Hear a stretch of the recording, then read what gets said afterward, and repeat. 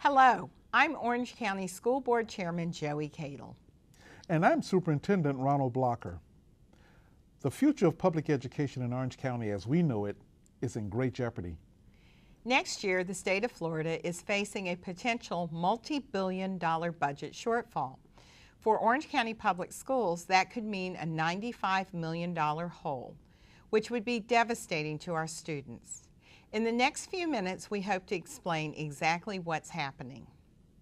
Then we're going to share some important information about how you can help when you vote in the upcoming election.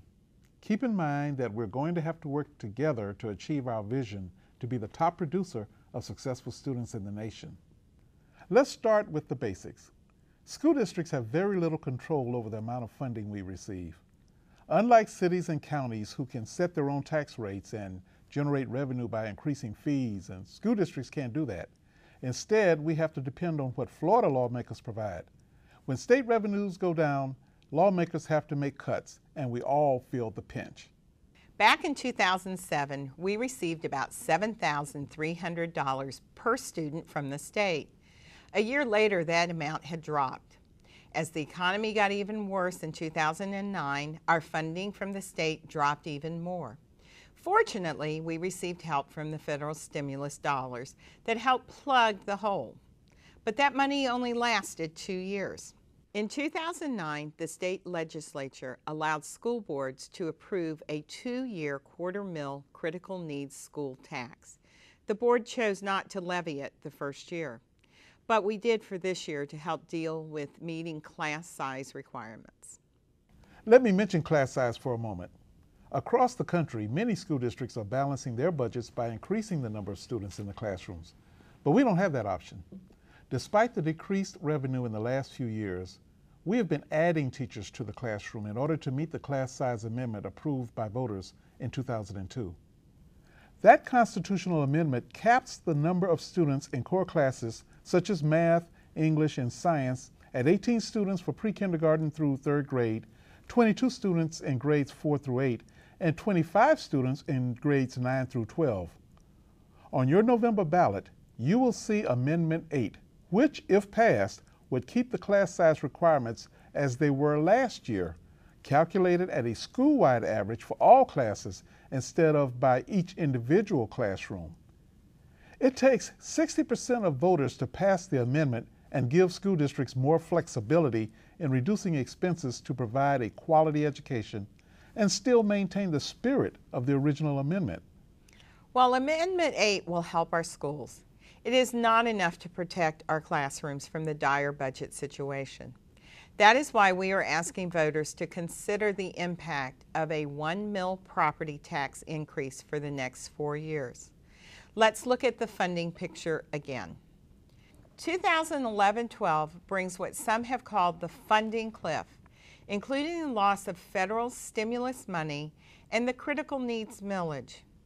OCPS is facing a loss of about $95 million, or the equivalent of about 1,600 teachers.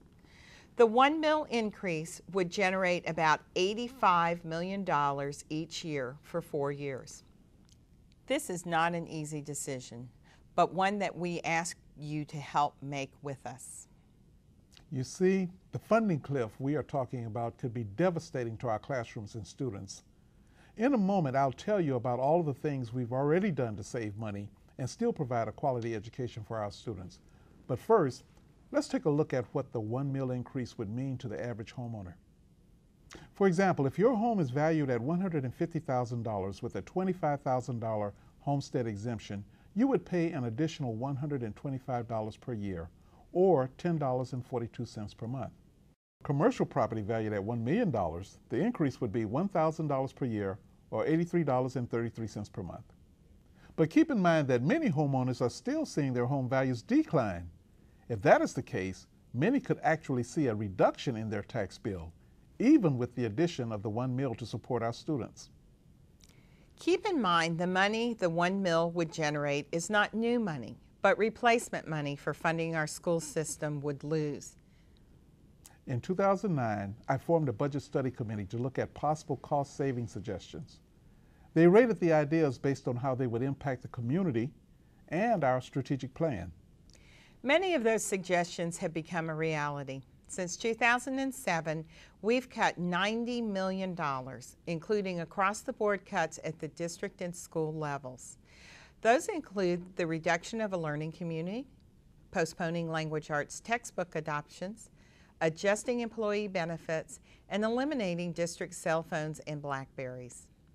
But cuts can only go so deep. Our district already operates one of the leanest budgets around. Florida ranks the second lowest in the United States for administrative spending per student. On top of that, OCPS is the third lowest in administrative spending per student in the state of Florida. Let's take a look at where your dollar goes.